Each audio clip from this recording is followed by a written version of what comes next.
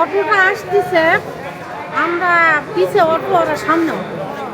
মনে করেন ওই গেটারে গেটারে এও জোরে আসতেছে, ট্রাকটাও জোরে আসতেছে। আসার পরে আমরা তাকেই আছি, ট্রাকটা চাপ দিল, দেওয়ার সঙ্গে গাড়িটা একবার চাকা লাগে ধাম দিয়ে পড়ে, মানে লোকগুলো কেউ বের হয় পারেনি। আমরা জয়পুরহাটের অটো আছি, অটো কাছে দাঁড়াও, অ্যাক্সিডেন্ট আমরা এত বাঁচাই। জয়পুরহাটের অটো আর দাঁড়াবেই না, কাছে না এটা অ্যাক্সিডেন্ট দাঁড়াতে দাঁড়াবে। তারপরে তো আমি জয়পুরহাট আসে আমার কাজ না করে সোজাই ওখানে দাঁড়িয়ে থাকি, দেখতে ফার দিছি নিয়ে আসতেছে।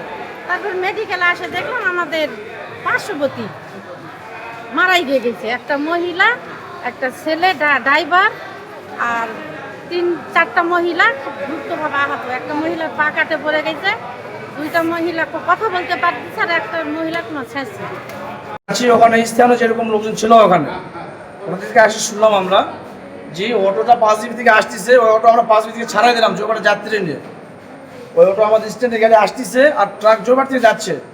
ওই ট্রাক যাওয়ার পথে উনি টার্নিংয়ে উনি বাম সাইড না ধরেছে, ডান সাইড ধরেছে, অটোকে একে মারা দিয়ে সামনাসামনি সংযুক্ত হয়ে উনি ট্রাক তারপরে বামে চাপাই নিতে চায়, ট্রাক আপনার বামে নামে গেছে। আগে আমাদের অটোকে সামনাসামনি মারাই দিছে।